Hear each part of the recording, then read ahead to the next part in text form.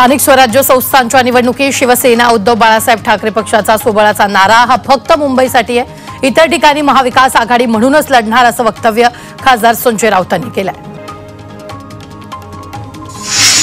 पुण्यात शिवसेना उद्धव बाळासाहेब ठाकरे पक्षामध्ये संघटनात्मक बदल केले जातील अशी माहिती शिवसेना उद्धव बाळासाहेब ठाकरे पक्षाचे नेते सचिन अहिर यांनी दिली। काही स्वतः राजीनामा देण्यास तयार आहेत तर काहींची पदावरून बदली केली जाईल असंही त्यांनी म्हटलंय। कल्याणमध्ये आमदार किसन कथोर यांनी जनतेशी संवाद साधला। यावेळी त्यांनी नागरिकांच्या विविध समस्या जाणून घेतल्या। यावेळी नागरिकांनी गावातील रस्ते, पाणी, वीज, महसूल, शेतीविषयक आणि इतर अनेक समस्या कथोरेंसमोर मांडल्या।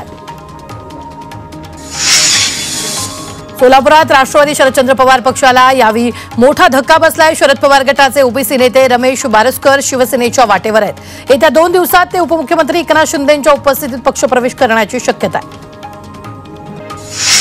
कोल्हापूरची हद्दवाढ व्हावी यासाठी कोल्हापुरातील लोकप्रतिनिधींना घेऊन पुन्हा शासनाकडे प्रयत्न करणार असं वक्तव्य मंत्री हसन मुश्रीफांनी केले।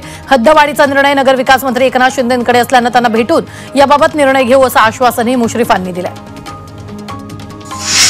शिवसेना उद्धव बाळासाहेब ठाकरे पक्षाचे माजी खासदार राजन विचार यांनी आनंद दिघेंच्या जयंतीनिमित्त शक्तीस्थळावर अभिवादन केले।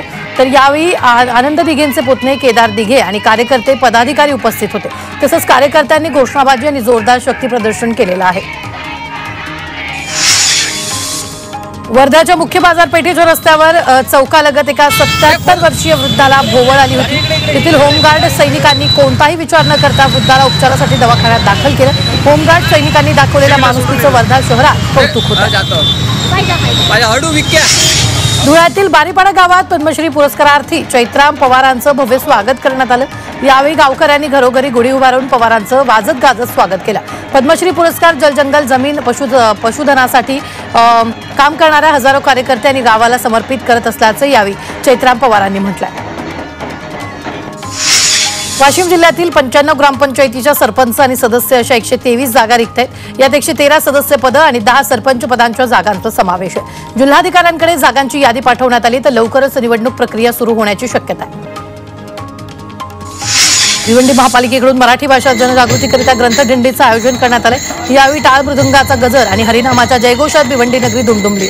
यात महापालिका अधिकारी, कर्मचारी आणि नागरिक सहभागी झाले। अकोल्यात रस्ता सुरक्षा जनजागृती रॅली काढण्यात आली। शहरातील वसंत देसाई स्टेडियमवरून रॅलीला सुरुवात झाली। रॅलीत प्रादेशिक परिवहन विभाग, शहर वाहतूक विभाग, जिल्हा क्रीडा प्रबोधिनीसह अनेक विद्यार्थ्यांनी सहभाग नोंदवला।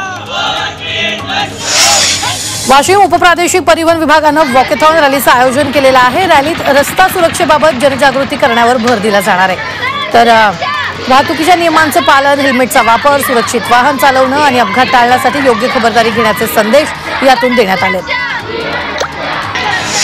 नंदुरबारमधील जिल्हा रुग्णालयात गेल्या 4 वर्षांपासून धुळखात पडलेली सोनोग्राफीची मशीन सुरू करण्यात आली। त्यामुळे गरोदर महिलांना याचा फायदा होणार आहे। नंदुरबार जिल्हा रुग्णालयासोबत तळोदा आणि अक्कलकुवा रुग्णालयातील ही सोनोग्राफी मशीन सुरू केली आहे। मस्ताजोगचे सरपंच संतोष देशमुख हत्या प्रकरणातील आरोपी सुदर्शन घुलेचा ताबा आता एसआयटीकडे देण्यात आलाय। विशेष मकोका न्यायालयानं एसआयटीची मागणी मंजूर केली आहे। त्यामुळे आता सुदर्शन घुले न्यायालयीन कोठडीतून पुन्हा एसआयटी कोठडीत जाणार आहे। महादेव मुंडेंच्या कुटुंबियांनी पोलीस उपअधीक्षकांची भेट घेतली। अंबाजोगाई येथील पोलीस उपअधीक्षक कार्यालयात महादेव मुंडेंच्या पत्नीसह कुटुंब उपस्थित होतं।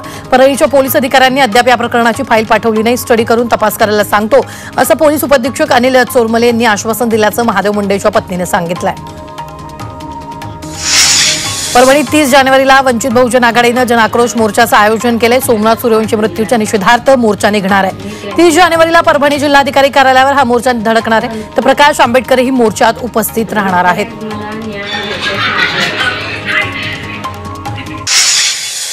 पालकमंत्री पदावरच्या वादाबाबत उदय सामंतांनी प्रतिक्रिया दिली आहे। रायगडच्या पालकमंत्री पदावरून आमच्या एक मंत्री आणि 2 आमदारांच्या भावना तीव्र आहेत। शिंदेंना रायगडमध्ये काय चाललंय याची माहिती आहे। मुख्यमंत्र्यांची चर्चा करून निर्णय होईल असं सामंतांनी स्पष्ट केलं। मरीन ड्राईव्हवरून वांद्र्याला आता तुम्ही अवघ्या 15 मिनिटात जाऊ शकणार आहात, कारण कोस्टल रोड आणि वरळी वांद्रे सीलिंगला जोडणारा पूल आजपासून वाहतुकीसाठी सुरू झालाय। कोस्टल रोड सीलिंग जोडणाऱ्या पुलाचं काल मुख्यमंत्र्यांनी लोकार्पण केले। त्यामुळे आजपासून हा पूल वाहतुकीसाठी खुला करण्यात आला। कोस्टल रोड सीलिंग जोड पूल प्रवाशांसाठी खुला झाला, मात्र पुलावर दिशादर्शक फलक नसल्यानं वाहन चालकांमध्ये गोंधळ निर्माण होतोय। वांद्रेकडून येणाऱ्या वाहन चालकांमध्ये संभ्रम निर्माण होतोय। वरळी मरीन ड्राईव्हकडे जाणारा रस्ता कोणता असा प्रश्न मोठा गोंधळ उडवतोय।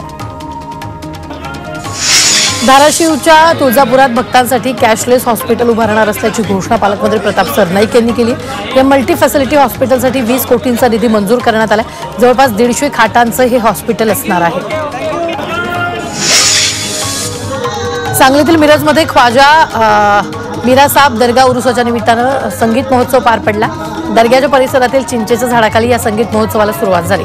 या महोत्सवात देशाच्या कानाकोपऱ्यातून गायकांनी उपस्थिती लावली। नाशिकच्या मालेगावात अनोख्या पद्धतीनं हळदी कुंकू सोहळा पार पडला। महिलांनी हनुमान मंदिर परिसरातील गोशाळेतील गायींना चाऱ्यासह विविध बाबतीसाठी खर्चाची पूर्तता करून दिली। महिलांनी वाण खरेदीवर खर्च न करता गोशाळेला भेट दिली। अयोध्यामध्ये सुरक्षा व्यवस्था वाढवण्यात आली। प्रयागराजातील महाकुंभ मेळाव्यात येणाऱ्या लोकांची संख्या सातत्यानं वाढत असल्यानं सुरक्षा वाढवली। त्याचबरोबर या ठिकाणी भक्तांची गर्दी वाढते, त्यासाठी एटीएस कमांडोज तैनात करण्यात आले। साताऱ्यात विंटेज हिल्स यांच्या वतीनं विंटेज एक्स्पोचं आयोजन करण्यात आलं। या प्रदर्शनात स्वातंत्र्य काळापूर्वीच्या जुन्या चारचाकी आणि दुचाकी पाहायला मिळत आहेत। विंटेज कारचं प्रदर्शन पाहण्यासाठी सातारकर मोठ्या संख्येनं गर्दी करत आहेत। पुण्यात गियाबारी सिंड्रोमचं रुग्ण वाढत असल्यानं महापालिका आता अलर्ट मोडवर आली। पुण्यातील कमला नेहरू रुग्णालयात 50 बेडचा वेगळा वॉर्ड तयार करण्यात आला। यात 15 बेड महिलांसाठी, 15 बेड पुरुषांसाठी तर 15 आयसीयू बेडची सोय करण्यात आली आहे। या रुग्णालयात मोफत उपचार होणार आहेत। या बारेच्या रुग्णांची संख्या कमी व्हावी यासाठी महापालिकेला योग्य उपाययोजना करण्याचे आदेश देण्यात आले, अशी माहिती आरोग्यमंत्री प्रकाश आंबेडकर यांनी दिलेली आहे। नाशिकच्या येवल्यातील पॉवर हाऊस महावितरण कार्यालय परिसरात नागरिकांच्या घरांमध्ये गटारीचं पाणी शिरले, त्यामुळे संतप्त नागरिकांनी नगरपालिका प्रशासन तसंच नगरसेवकाविरोधात घोषणाबाजी देत संताप व्यक्त केला। त्याचबरोबर त्वरित प्रशासनानं या गटारीच्या पाण्याचा बंदोबस्त करावा अशी मागणी नागरिकांनी केली। वाशिमच्या कामरगावला पाणीपुरवठा करणाऱ्या टाकीची दुरावस्था झाली। या जीर्ण झालेल्या टाकीची गेल्या अनेक महिन्यांपासून स्वच्छता केलेली नाहीये, त्यामुळे ग्रामस्थांच्या आरोग्याचा गंभीर प्रश्न बनलाय। वारंवार तक्रार करूनही प्रशासन याकडे दुर्लक्ष करत आहे। नांदेडमध्ये एसटी भाडेवाढी विरोधात शिवसेना उद्धव बाळासाहेब ठाकरे पक्षाच्या कार्यकर्त्यांनी चक्काजाम आंदोलन केले। परिवहन महामंडळानं केलेली भाडेवाढ तात्काळ रद्द करण्याच्या मागणीसाठी हे आंदोलन करण्यात आले। आंदोलनामुळे तासभर एसटी बसचा खोळंबा झाला। अमरावतीत एका व्यक्तीनं अनोखं उपोषण सुरू केलं। आपला जीव धोक्यात घालून विजेच्या खांबावरचं खाट बांधत उपोषण सुरू केले। रस्त्यात असलेला विजेचा खांब हटवण्याच्या मागणीसाठी विलास चर्जन यांनी उपोषणाला सुरुवात केली आहे।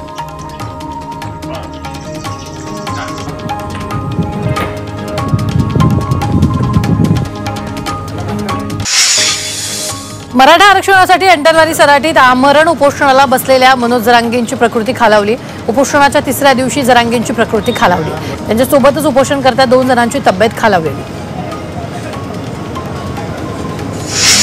मयत सरपंच संतोष देशमुखाचे बंधू धनंजय देशमुख आज अंतरवाली सराटीत मनोज जरांगेंची भेट घेणार आहेत। देशमुखांचा आज आणि उद्याचा मुक्काम हा जालन्याच्या अंतरवाली सराटीत असणार आहे। मनोज जरांगेंच्या समर्थनार्थ सोलापूरच्या बार्शीत मराठा समाजानं आंदोलन केले। बार्शी तहसील कार्यालयासमोर अनोखं आंदोलन करत सरकारचं लक्ष वेधण्याचा प्रयत्न करण्यात आला।